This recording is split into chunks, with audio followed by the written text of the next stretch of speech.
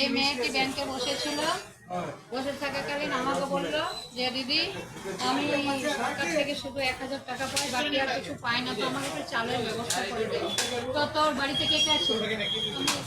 তুই একাই? তুই সরকার থেকে শুধু টাকা পাস, চাল টাল পাস না? তো তাহলে আপনারা দেখছেন ব্লক থেকে যতভাবে সহযোগিতা করার এই মেয়েটিকে আপনারা করবেন। বাড়িতে কোথায়? রাজারমেলা।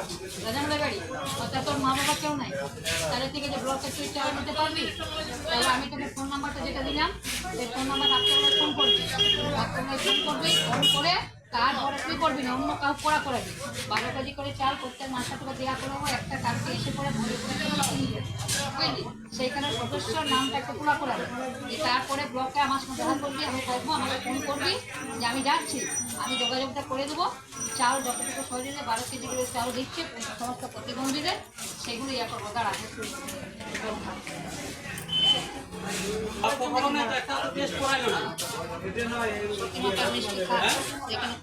গাড়ি ভাড়া আছে তো তোর? গাড়ি ভাড়া ফুল দিস না, বাসে ফুল পয়সা দিস না, কারণ তোর কার্ড রয়েছে। বলবি যে আমি অসহায়, তারা দেখে নাকি বলে আমি অসহায়, যাই হোক খা দিয়ে আবার কি গাড়ি ধরবি? টোটো ধরবি? খোঁজা করেছিস?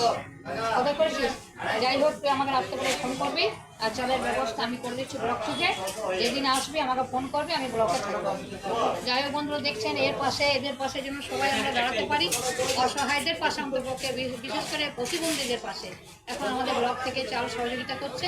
হ্যাঁ ভিডিও, তো যাই হোক আমরা যেন এগুলো তাদের হাতে তুলে দিতে পারি। যাই হোক আজকের মতো রাখলাম, ঠিক আছে?